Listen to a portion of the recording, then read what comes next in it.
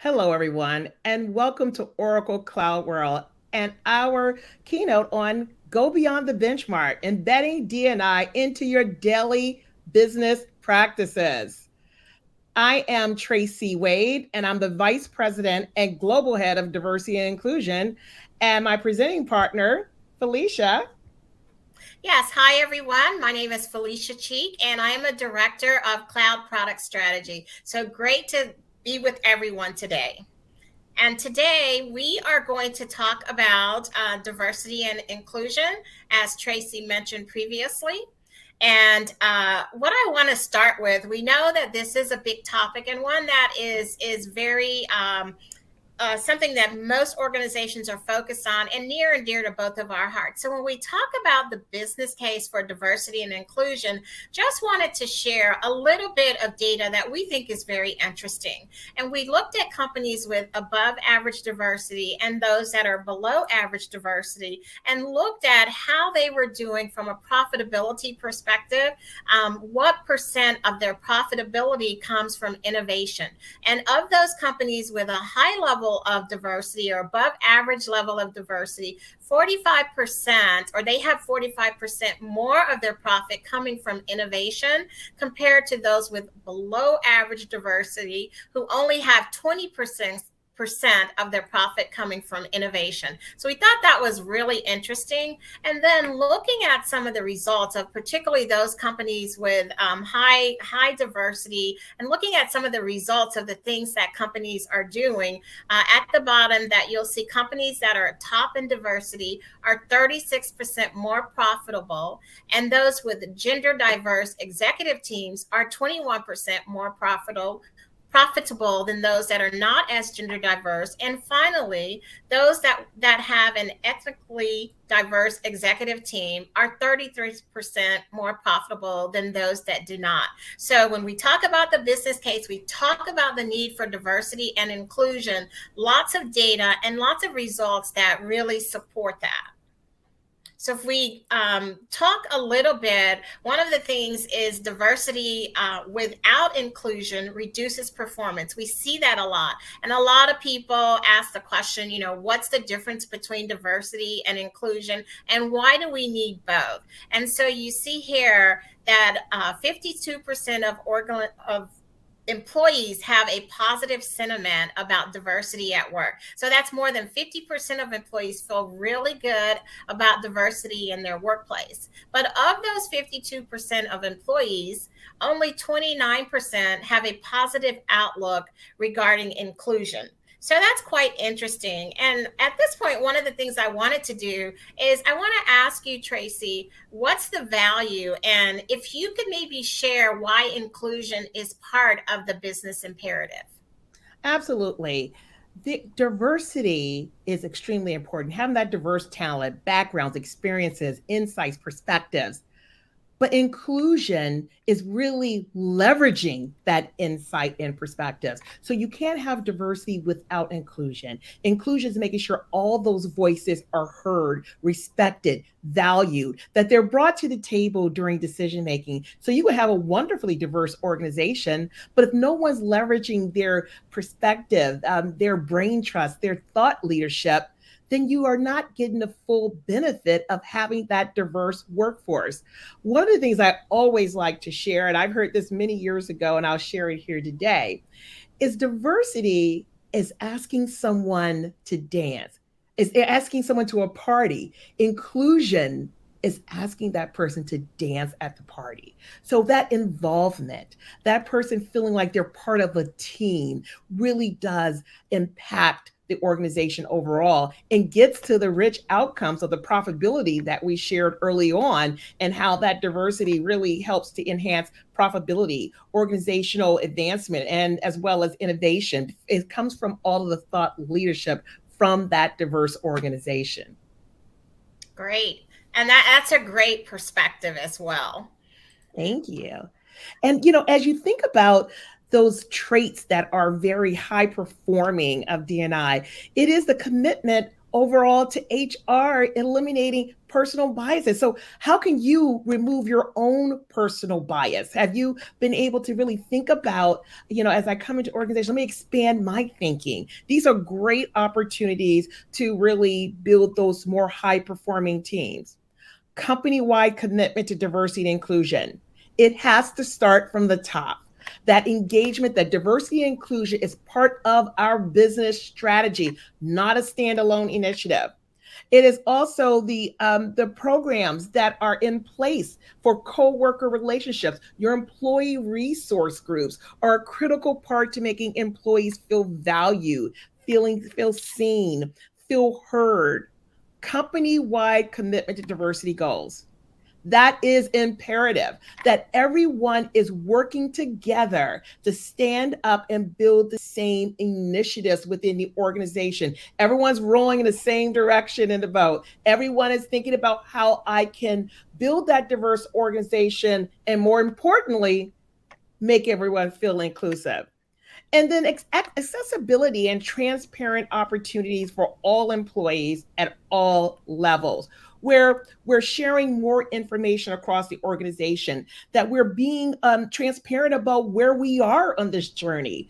Diversity and inclusion is a marathon and it's not a sprint. And it's an evolving and day by day evolvement of how do we continue to build out practices? How do we continue to better support our employees?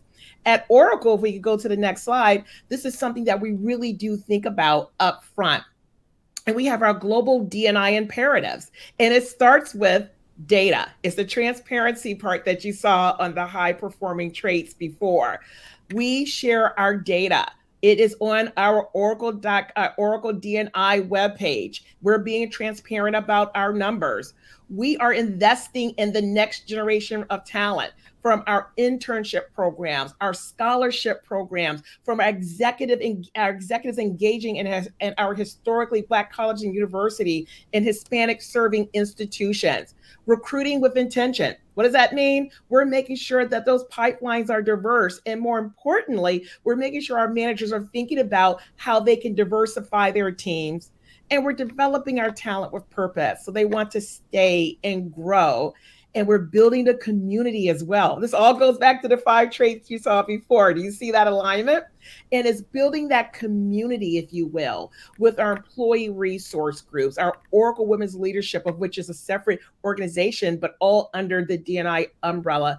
This is how we really start to move to that high performing culture, leveraging all voices, making sure everyone is heard, and that's incredibly important to stand up in any business culture. And what's also important, I said it earlier, I'll say it again, it's not separate from the actual business strategy. It's part of how we think about our business. It's part of how we think about engaging with our customers to make an impact, because we have diverse customers, different backgrounds globally, what regions and other country they're from. We want to make sure everyone, we're always thinking about how best to support and stand that up. And if you could go to the next slide, Felicia. Yeah, that's great, and really exciting things that are going on at Oracle as it relates to diversity and inclusion. Thanks for sharing that. Absolutely, absolutely. And as we think about what are those strategies for success, you heard a little bit about what Oracle was doing. You saw about the 5 traits of a successful D&I organization and how it benefits. You also saw the data of why it's important. So let's talk about some of those strategies now. If you think about prioritizing diversity and inclusion in leadership, that is extremely important to get the buy-in from your CEOs, your executive leadership, that is part of their speak, is part of how they're engaging and thinking about the business and supporting the business, our employees, as well as our customers.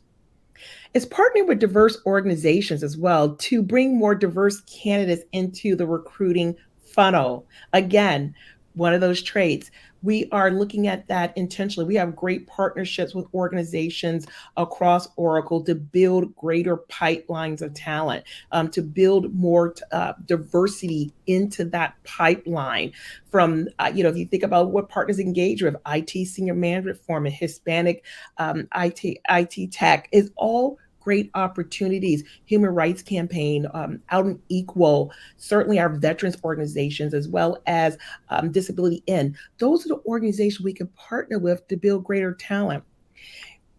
It's engagement of allies in our employee resource groups. This is something we highly promote within Oracle. Being an ally, being an active ally, where you're listening, where you're engaging, where you're partnering, and where you're learning, and you want to understand how you can support and make an impact. Allies are needed across every community, every underrepresented community and group. It's a critical element. Mentorships and sponsorship programs are absolutely important and should be visible and available. I love mentorship programs, but I also think sponsorship has an incredible opportunity here, because once you mentor that talent, you want to get that sponsorship so they can feel like they have opportunities to grow into. So that being there as well is important. And communicating goals and progress to employees to inspire an inclusive workforce. And that's that sharing the data. Being, we are where we are. All tech companies, we're all striving to do better with our data representation, and being transparent about it helps us all to collectively work on the goals to increase representation across all business functions at Oracle. And if you can put these strategies in place within your organization, I think you'll find a more richer commitment to inclusion, and most certainly that commitment to diversity and inclusion. So when you think about going beyond the benchmark and that data and understanding where you are within the organization, and using, even utilizing our HCM tools to be able to understand what that representation of data can look like, I think that's where we always have gotten the best value of that commitment for D&I overall, by looking at these strategies and then embedding it into that business process.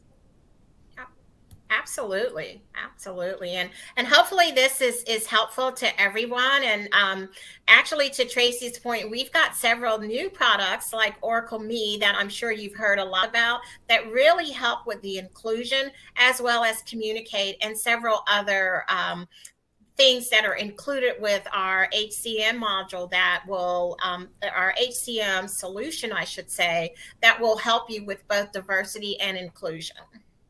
Absolutely. I'll just say, and I know Felicia's going to share as well, we thank you for the opportunity to be able to present to you today, and thinking about going beyond the benchmark is all the investment of each and every person within your organization, from your top leadership to your individual contributors. We all have a role to stand up a diverse and, more importantly, inclusive culture. So thank you for the opportunity. Great. I had the only little thing that I will add is, you can tell that there's a lot of excitement at Oracle around diversity and inclusion, and we have lots of things that can help you. And so we have a QR code here that will put you, it will allow you to access all of the information that we have around diversity and inclusion. So we'll talk about products. We've got some blogs and other information. So please feel free to scan the QR code to get more information. Again, thanks everyone. Thank you.